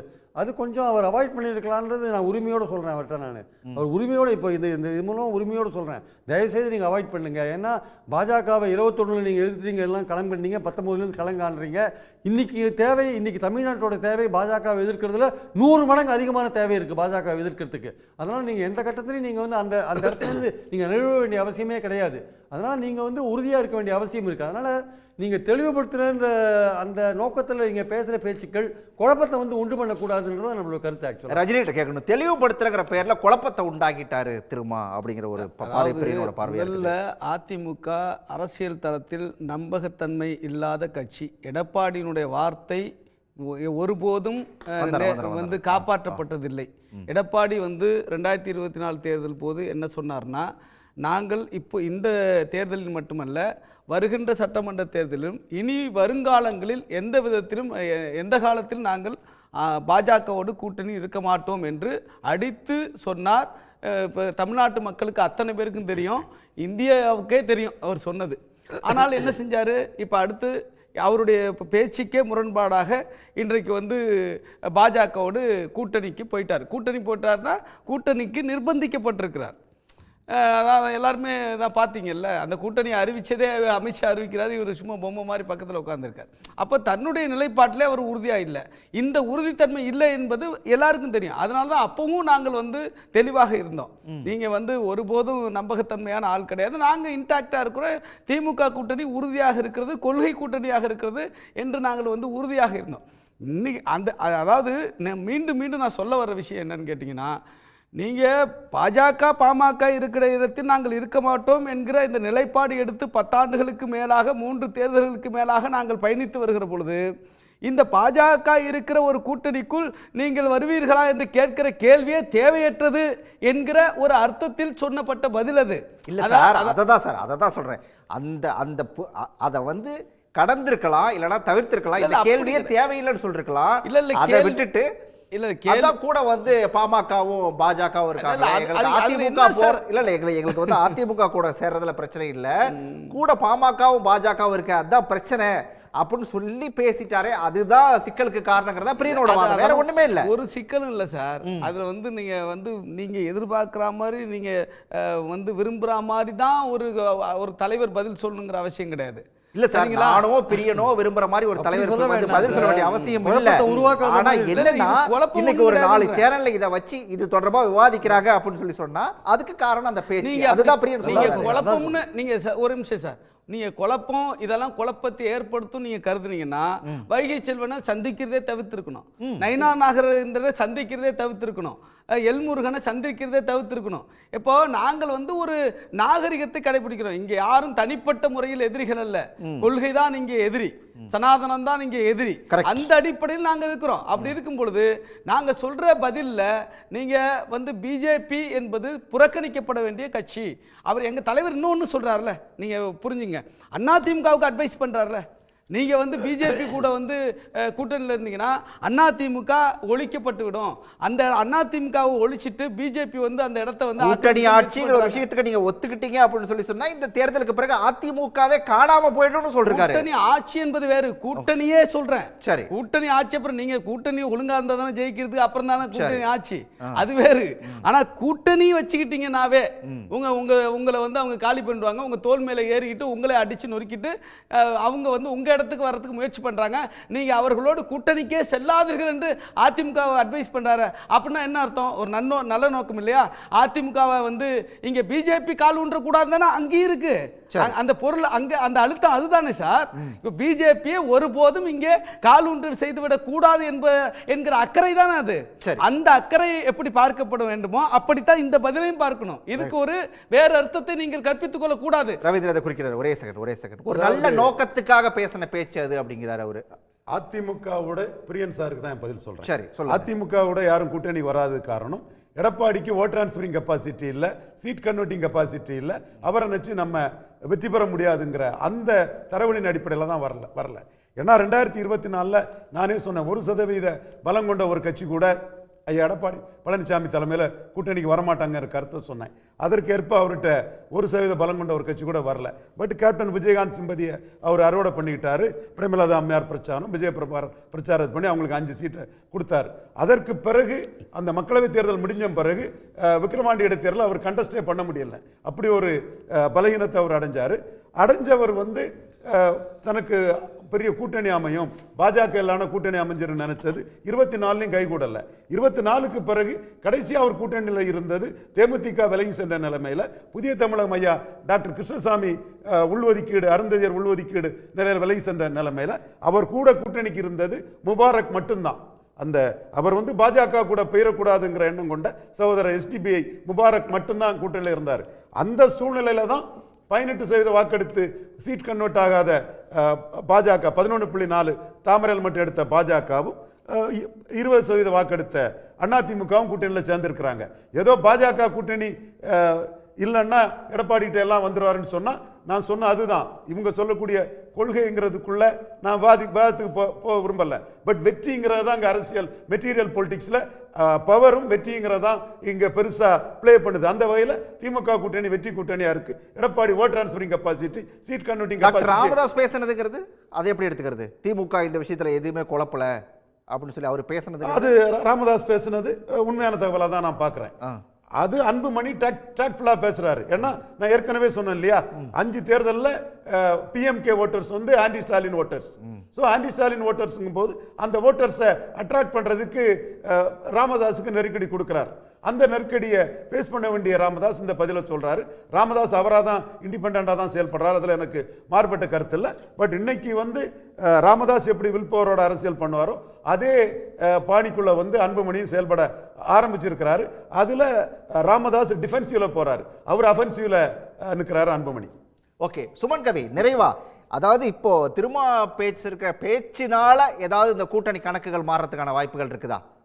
இல்லை, கொள்கை ரீதியாகவும் வெற்றி சாரம் அரித்மேட்டிக்காக வெற்றி ரீதியாகவும் ஒரு ப்ரூஃப் பண்ண ஒரு கூட்டணி அவர்களுக்குள். நான் என்ன சொல்கிறேன், ஒரு நாகரீகமான தலைவர் திருமா, அதே மாதிரி ஒரு லீடர்ஷிப் நிறைந்த கரிஸ்மேட்டிக் லீடர். திருமாவை பற்றி திருமா ஓகே, திருமா நாகரிகமான தலைவர், அவர் சரியா பேசியிருக்காரு. அந்த நாகரிகத்தை அதிமுகவுக்கு தான் அட்வைஸ் பண்றாருன்னு சொல்லி சொல்றாங்க இல்லையா, அந்த கூட்டணிக்குள்ள ஏதாவது மாறுதல் வரதுக்கான வாய்ப்பு இருக்கா? எப்படி அதிமுகவுக்கு தான் அட்வைஸ் பண்றாரு திருமா அப்படின்னு சொல்லி ரஜினிகாந்த் சொல்றாரு. அப்ப அந்த கூட்டணிக்குள்ள அதிமுக கூட்டணிக்குள்ள ஏதாவது மாறுதல் வரதுக்கான வாய்ப்பு இருக்கா? அவர் சொல்றதுங்கிறது அதிமுக கூட்டணிக்குள் மாற்றம் வரணுங்கிறது. பாமகவும் அதிமுகவும் வெளியில வந்துட்டு தனியா நின்று எப்படி வேணாலும் போட்டி போடட்டும்.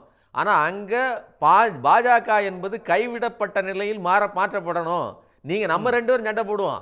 அதாவது ஒரு உண்மையான பலம் பொருந்திய 2 வலுவான சண்டைக்காரங்க போட்டுக்கிடுவோம். அவர்களை கழட்டி விட்டு விடுங்கள். இந்த சமூகத்துக்கும் இந்த சூழலுக்கும் தமிழ்நாட்டு உணர்வுகளுக்கும் முரணானவர்கள் நம்ம கூட்டணியில் வேண்டாம். அதாவது இந்த போட்டியிலே வேண்டாம்னு சொல்வது தான் அவர் சொல்லுகிற அந்த இதுன்னு நான் பார்க்குறேன். இன்னொன்று ரொம்ப தெளிவாக சொல்லியிருக்கிறாரு.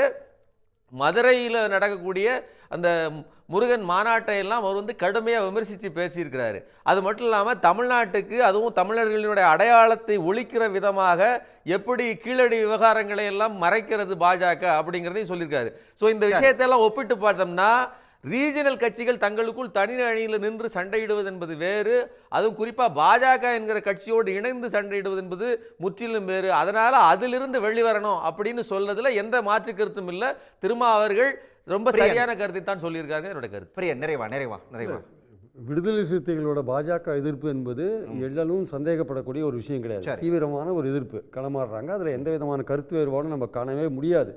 ஆனால் அடிப்படையில் ஒரு கூட்டணியில் 3 எலெக்ஷனராக தொடர்ந்து வெற்றியை பார்த்துட்டு இருக்கிறவங்க இந்த தேர்தல் நெருங்க இந்த கூட்டணியை உடைக்கிறதுக்கான பல விஷயங்களை எதிர்க்கட்சிகள் அதுவும் மத்தியில் ஆளுகிற பாஜக பல விஷயங்களை கையில் எடுக்கிறாங்க. அதில் ஒன்று தான் ஆதவ அர்ஜுனா. அவர் உள்ளவே பண்ண குழப்பத்தை நம்ம பார்த்தோம். அப்புறம் திரும்ப முழிச்சுன்னு அவர் வெளில அமைச்சதை நம்ம பார்த்தோம். அதனால் திரும்ப அவர்கள் ரொம்ப கேர்ஃபுல்லாக இருக்க வேண்டிய காலகட்டம். ஏன்னா அவர் நீண்ட காலம் இன்னும் அரசியலில் பயணிக்கக்கூடிய அவசியம் இருக்குது. இன்னும் அவர் பொது தொகுதியில் போட்டு இன்னும் தன் கட்சியை பரவலாக கொண்டு போக வேண்டிய அவசியம் இருக்குது. அதனால் இந்த வெற்றியை தொடர்ந்து பார்த்து கொண்டு இருப்பவர் எதிர்க்க வெற்றிக்கான வாய்ப்புகள் இல்லாத சூழல் தான் இப்போ இருக்கிறபோது இந்த கூட்டணியில் வெற்றிக்கான வாய்ப்பு இருக்கும்போது ரொம்ப கேர்ஃபுல்லாக அவர் பேச வேண்டிய அவசியம் இருக்குது என்பதுதான் என்னுடைய கருத்து. நன்றி சார், நன்றி. விவாதத்தில் பங்கேற்ற அனைவருக்கும் நன்றி. மீண்டும் ஒரு நிகழ்ச்சியில் சந்திக்கலாம் நேயர்களே. நன்றி, வணக்கம்.